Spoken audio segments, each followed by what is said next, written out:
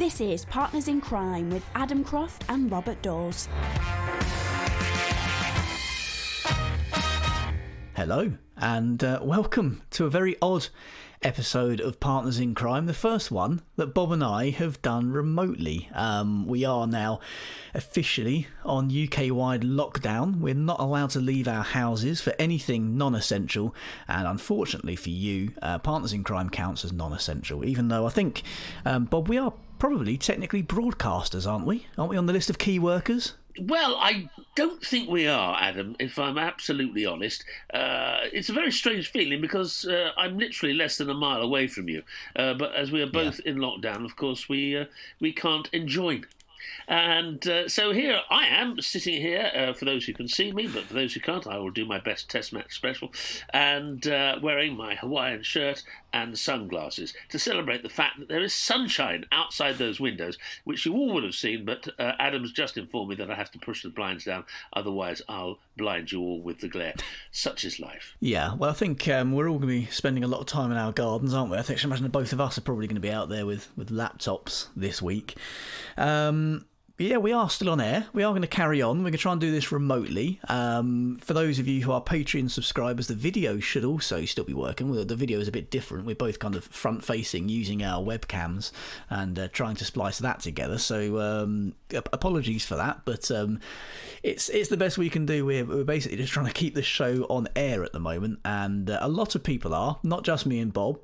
So, I mean, thank you to Moriarty for doing all the social media stuff still, all the show notes and the nuts and bolts of getting it out there, and thanks also to Jim for agreeing to edit and splice the audio, because it's going to be a bit of a mess this week, recording from two different locations and trying to put it all together on videos and audio and things like that. So yeah, lots of people behind the scenes keeping the show running, keeping it on air. And of course it is because of the coronavirus, it is because of COVID-19.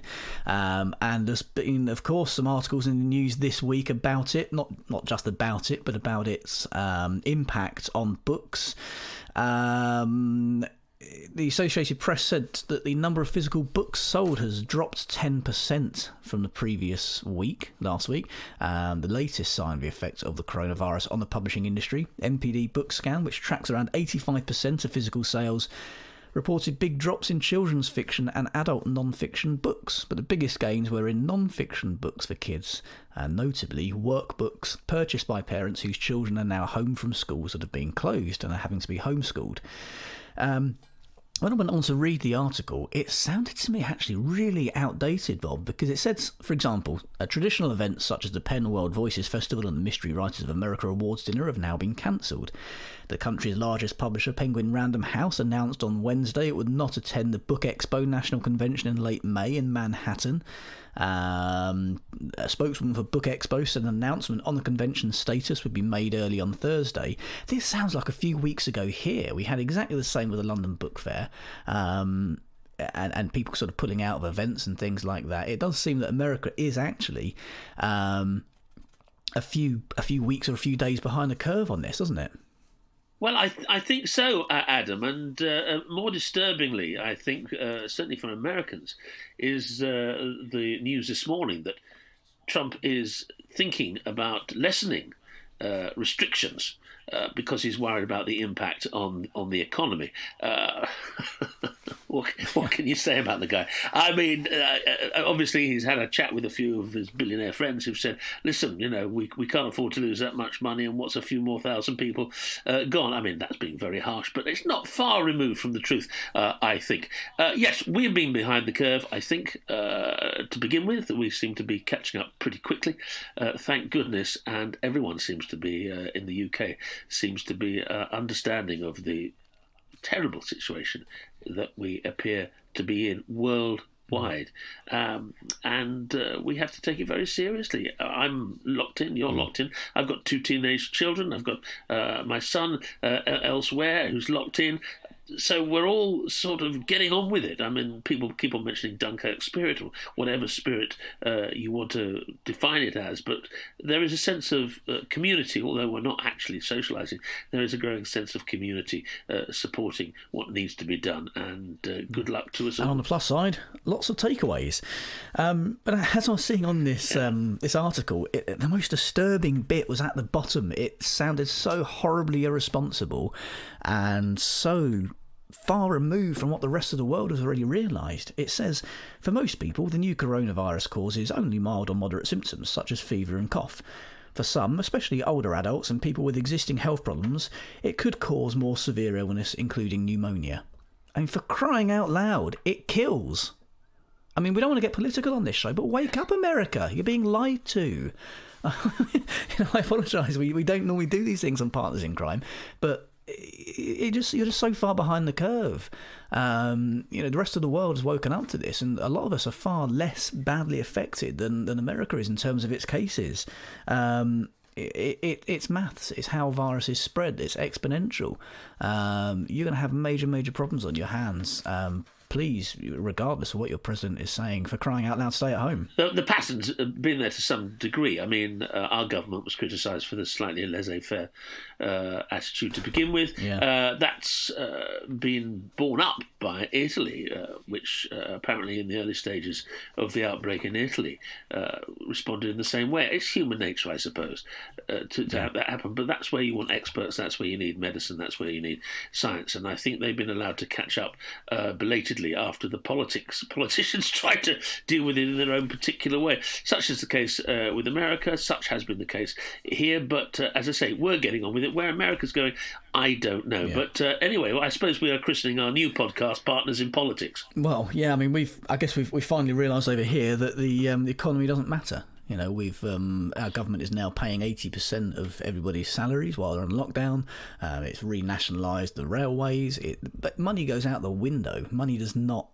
I know Donald Trump's life revolves around money, but money is not a thing anymore. And on that front, moving on to more positive notes and what people are doing to try and help, I made a decision a few days ago to make my most expensive box set of books, the middle box set of Knight and Culverhouse books, completely free on all platforms. It's usually $9.99. But if you're looking for things to read at the moment, and if you're worried about money, if you're not working, if you're locked in at home, or if you're just worried about your health and want some escapism, the Knight and Culverhouse box set of books 4 to 6 is completely free. It's the longest box set, it's the most expensive box set, so I decided to make that free to give you the best value there. Please do tell everyone about it, tell your family and friends, any fellow readers. It, to be fair, is losing me a lot of money giving that away for free. Which normally costs it normally costs me £10 or $10 at a time is what it would normally cost. But as far as I'm concerned, it's vital that people stay at home, that people have some entertainment and have some escapism. That's really important to me. So please do spread the love around on that one. That's on Kobo, of course, and other platforms too. It doesn't really matter where you get it at the moment, does it? Harlan Coben in the news was talking about social distancing and getting creative. He's been talking about what he's been doing in an article which is a thinly veiled promotion of his new thriller, The Boy from the Woods, which may be one that you want to go out and buy. The article says, whether you're into 24-hour news, books, box sets, or YouTube tutorials on literally anything, we have an understandable, if insatiable, appetite for content at the moment.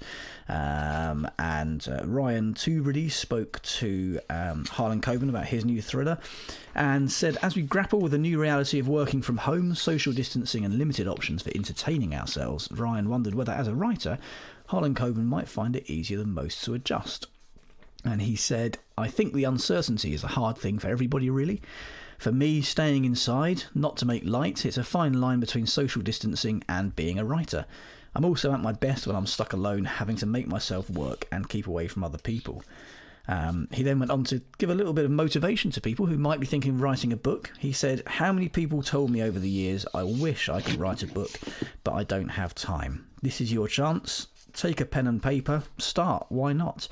It might not be any good, but hey, I play golf all the time. I'm no good at it, but I still like it. Some motivational words there from Harlan Coben. I mean, Bob, how are you kind of finding staying at home in terms of your productivity? Is it that you're at home all the time, you don't go out, you don't get the distractions, you can write solidly, or is it the fact that you're locked in with your wife and kids and that makes it actually far more difficult to get anything done? Well, quite extraordinary. Well, not extraordinary.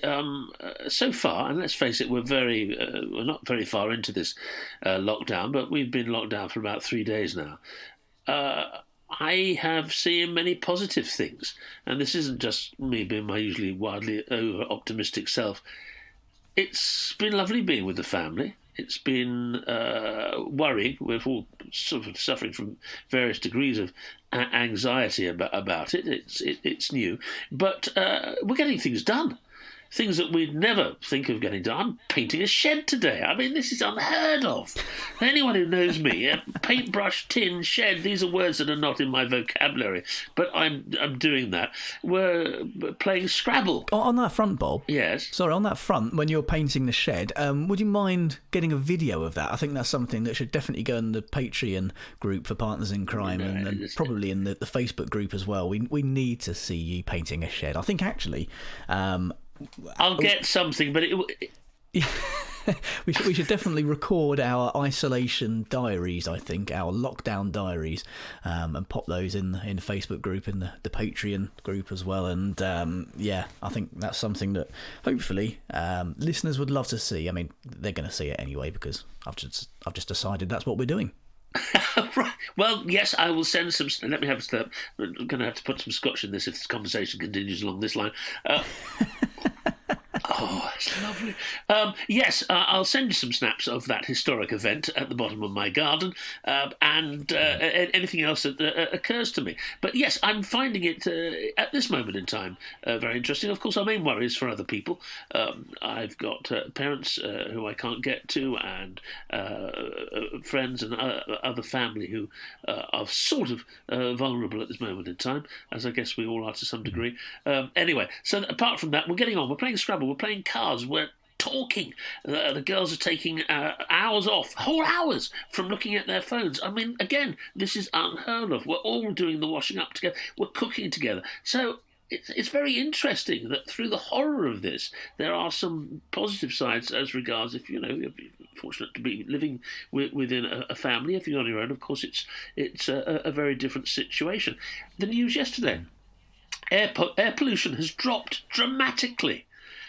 Dolphins are swimming in the canals of Venice. So through all the horror and the death and the strain and the stress of the world, there are still signs that we can see what the human impact certainly on the environment is, and that seems to be improving by us actually remaining at home and staying there for the foreseeable future. So anyway, again, these are horrific times. I don't mean to be unduly positive, but I think you have to try and remain positive as you possibly can. And if you're fortunate enough to be with family or be able to talk like this with family on our phones, modern communications, if this had happened 40, 50 years ago, it would have been terribly isolating. And we are all isolated, but we have the means to communicate, and we are a social species, and we have to continue that and support each other as best we possibly can.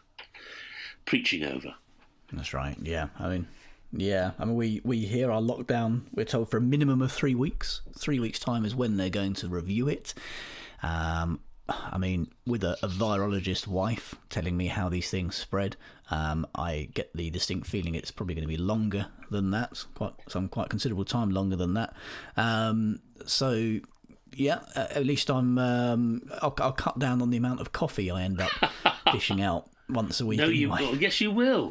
Your coffee bills go down. These are other positive things. Anyway, talking about being in lockdown, I was talking to someone yesterday who said, of course, there's the vast range of television, Netflix, BBC, Sky, ITV, Channel 4 in this country, and all the many, many platforms, YouTube, of course, the things that you can see. And people are obviously looking to try and pass the time of day as best they can and watching some of the best things that they possibly can. I was talking to someone who said, oh my goodness, I've just finished The Crown, and I wish I had that all to watch again now I've begun in lockdown. Well, bringing this back to crime fiction, I'm going to recommend a book by a gentleman called Benjamin Black, which is, many of you may know, crime readers in particular, of course, is a pseudonym for John Banville.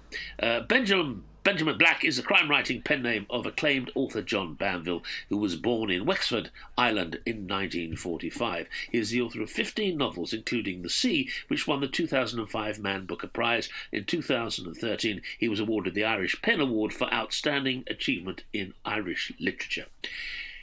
Black has written 7 novels starring Quirk, the surly but brilliant pathologist. In 2014, the Quirk novels were adapted into a major BBC TV series starring Gabrielle Byrne, which I enjoy very much, and maybe that's available to catch up or watch at home during these strange times. His latest book is The Secret Guests, a novel, and this is what the press say about it. When you've done binge-watching The Crown, pick up this multifaceted wartime thriller, says the Kirkus Reviews. As London endures nightly German bombings, Britain's Secret Service whisks the Princesses Elizabeth and Margaret from England, seeking safety for the young royals on an old estate in Ireland. Ahead of the German Blitz during World War II, the English parents from every social class sent their children to the countryside for safety, displacing more than 3 million young offspring. In The Secret Guests, the British royal family takes this evacuation a step further, secretly moving the princesses to the estate of the Duke of Edenmore in neutral Ireland. A female English secret agent, Miss Celia Nash, and a young Irish detective, Garda Strafford, are assigned to watch over Ellen and Mary at Plumillis Hall, but the Irish stable hand, the housemaid, the formidable housekeeper, the Duke himself, and other Irish townspeople, some of whom lost family to English gunshots during the War of Independence, go freely about their business in and around the great house. Soon suspicions about the guests' true identities percolate. A dangerous boredom sets in for the princesses, and within and without Clonmillis acreage, passions as well as stakes rise. Benjamin Black, who has good information that the princesses were indeed in Ireland for a time during the Blitz, draws readers into a novel as fascinating as the nascent career of Miss Nash.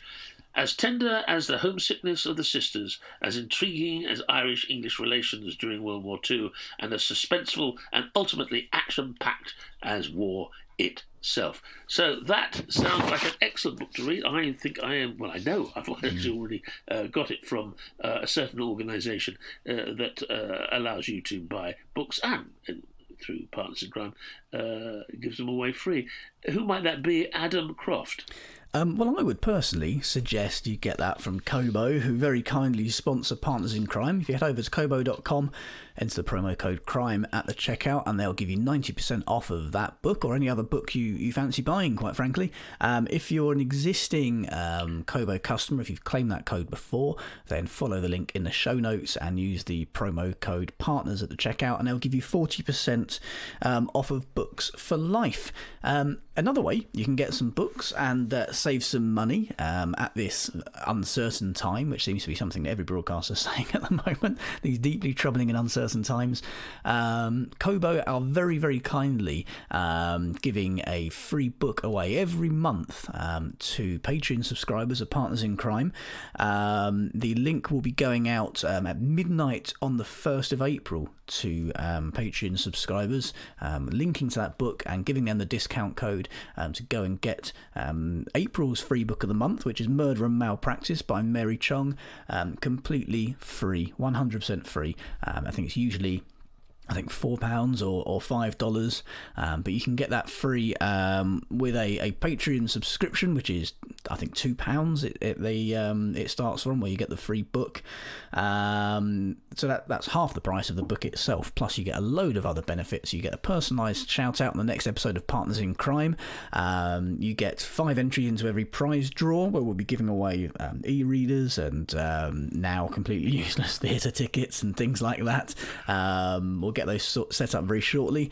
You'll get access to exclusive Patreon-only content. You get access to our Patreon-exclusive video episodes, so you can see us recording this in the meantime from the comforts of our own home, but usually from the Partners in Crime studio here. You get that free copy of the Partners in Crime Book of the Month every single month. Different book every month, of course. You get access to our after show, Partners in Crime, Arsenic and Old Lace, which we'll be recording after this and waffling on a bit more. So essentially you get more episodes of Partners in Crime, access to behind the scenes videos of the production of Partners in Crime, and a signed postcard from us as well. All depending on which tier of membership you're on. So head over to patreon.com/Partners in Crime podcast for that, or have a look at the link in the show notes. Isolation tips. Hello Magazine, which of course I subscribe to and read cover to cover every week, gave a list of the 17 best crime shows to watch on Netflix.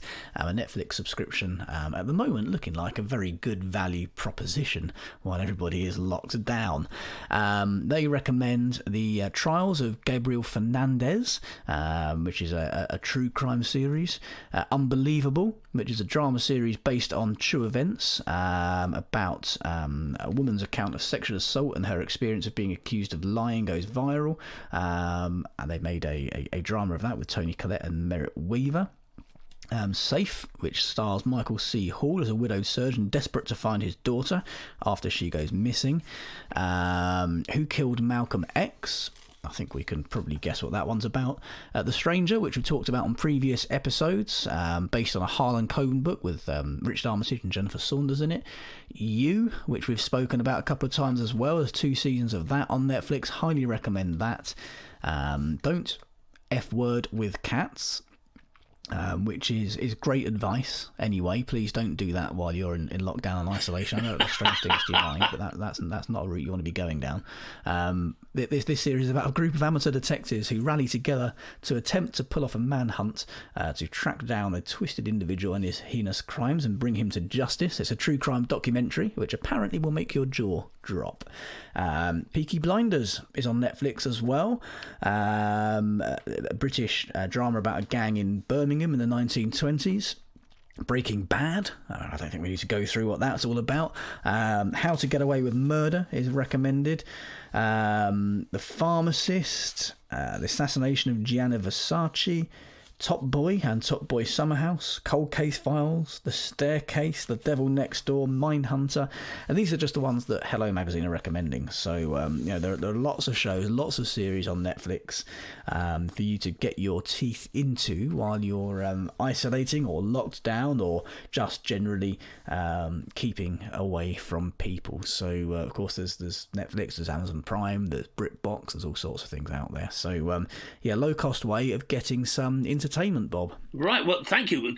I've got a question on that particular subject, and I'm hoping you coughing.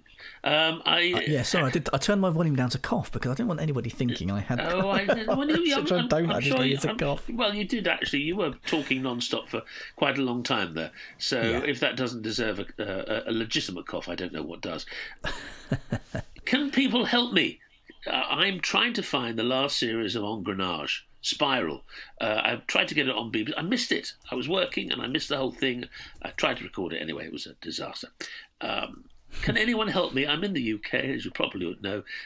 What platform can I find the most recent series of Engrenage? Because we are desperate to watch it in our lockdown position, which looks a bit like this. Well, there we go. Let us know. People without the pictures will be glad they didn't see that. So yes, if anyone can help me, can they please email Adam and at Partners in Crime and let me know. Thanks very much. Yeah, hello at partnersincrime.online. We're also we've got the Partners in Crime Facebook group. We're at Crime PIC-podcast on Twitter. Send us a message through the Patreon program as well. They will come straight to us. Whatever you like to get in touch. Let us know what you're doing as well. Let us know what you're watching, what you're reading. Hopefully we can keep giving each other some recommendations and help each other through this. Help out everyone through it. Like I say, we're going to be posting pretty regularly in the Partners in Crime Facebook group to try and keep everyone's spirits up with some videos and some documentation as to what we're up to. We'll do that in the Patreon group as well. So yeah, keep your eyes and ears peeled there. I think the main thing people need to do, Bob, is just stay indoors and stay safe wherever they are in the world right now. Yes, I agree. Of course, I mean, and also just get along. Keep an eye on those around you. This is advice. You don't need advice from us. We've all read about it. We all know what to do. This is real grown-up time. And for us grown-ups, as I say, with family, we get to spend it with our children, which is precious time, which we don't always get. But for everyone else, take care of yourselves. We know what this is all about. We know pretty much how long it's going to take. So it's a question of getting through it and coming out the other side. But there's, I think, much to learn from this period once we've sort of dealt with our anxiety. And by sticking together and by keeping in contact, we'll get there. Yeah. Absolutely. And yeah, if you do want to grab that free box set of my books, I'm sure Moriarty will put a link in the show notes to the books product page on my website, and you can go through there and you can choose which retailer you want to download that from. Please do spread that around. Let people know that they can read these things. Elderly relatives, readers, if they've got a phone or a tablet or anything like that, or leave a disinfected e-reader outside their door. Let them let them read free of charge. A lot of people now, I guess, aren't even having paperback books and things delivered to them. People are trying to cut down on things like that because the virus lives on surfaces, and packages arriving at your door could still bring it in. So it's a very worrying. Well, that's interesting you should say that. Sorry to interrupt, but apparently cardboard soaks up the virus. So you're all right with your pizza deliveries as regards to delivery, and I should imagine you're probably all right with deliveries of books from Amazon. You might want to give them the actual book itself a wipe down, but apparently cardboard is the one thing I'm probably giving out completely. I've heard this twice, so I take it as read. So please look it up and double check. But I've told that cardboard soaks up the virus, and that's apparently safe. So there we are. So book deliveries are probably fine, but nothing. Disinfect the old e-book reader. That's the thing to do if in these strange times. So sorry to interrupt there, but I just thought that was a useful little bit. I was going to say, when it comes to cardboard and deliveries and things like that, like I said, wipe down the item that you are keeping, disinfect that. Cardboards and boxes, put it straight in the bin, in the outdoor bin, and come in and wash your hands with hot water and soap for at least 20 seconds, and that will hopefully banish any nasties to the bin and keep them out of your house. As we say, we don't give medical advice for obvious reasons. We're two fairly average crime writers at the end of the day, but we're trying to battle our way through this the same as anyone else is. I think, with everything else that's been going on, Bob, I'm probably about done for this week. It might be a slightly... Well, I'm going to do, because you've stopped me, so people who are listening to this, I'm going to actually open one of these blinds. People who are watching it on this will probably be dazzled by the sunshine, but we are fortunate enough, and we get so little of it. We're coming to the end of this winter, and it's been a particularly rough one, both psychologically and physically to some degree. Lots of people suffering from sad. So wherever you are, I hope the sun is shining and your spirits, although dampened by the news, will begin to lift as time goes on. For all of those who are suffering, our thoughts are with you. And as a symbolic gesture, for those listening, I am now walking to the blinds of my study, and I'm going to open them and let the sun come in. For those who are going to be watching this, enjoy the symbolic moment if you possibly can, but you'll probably be enjoying the back of my head more than anything else. Here it goes. Now, while you're enjoying the back of Bob's head, and he ruins the camera view by letting a little light into the lens very quickly. There we go. We can see absolutely nothing other than his garden now until he puts his head in front. Oh, there we are. I didn't hear a word you said, and it's probably just as well. Here we are. I'm raising a cup of... I haven't got my Partners in... That's another thing, Adam Croft. You're stingy with the Partners in Crime mugs. I haven't got one. So here's my... what's this say? Awesome uncle. There we are. That's what I don't have mine either. I've got this one you can see on the video if you're a Patreon subscriber. Mine says Daddy Bear. Oh. So that one from my son. I think it's a Christmas present. No. Well, on that rather lovely sentimental note, I think it's time to say farewell. Well done. I'm stunned. Thank you very much, Adam, for talking me through this technology. I can't believe it. I feel a bit like the first Doctor Who, suddenly transported into the future, because I'm sitting here in my study and it seems to be working as a studio. I've got this little thing in front of me which is showing patterns, wavelengths of my voice. I've got you sitting in your study. It's very disturbing because I don't usually see the front of your face. I only see you from profile. So that's quite disturbing, actually. But apart from that, it seems to be working, and that is due to your genius. Thank you very much indeed. Whether I manage to do it again, I don't know, but you've taught me through this far. So here we are. We'll be back. Well, we're assuming it's worked. I'm about to hit stop on the recording, and we'll get everything stitched together and see if it has. But fingers crossed, we've got an episode of some sort. This is the format.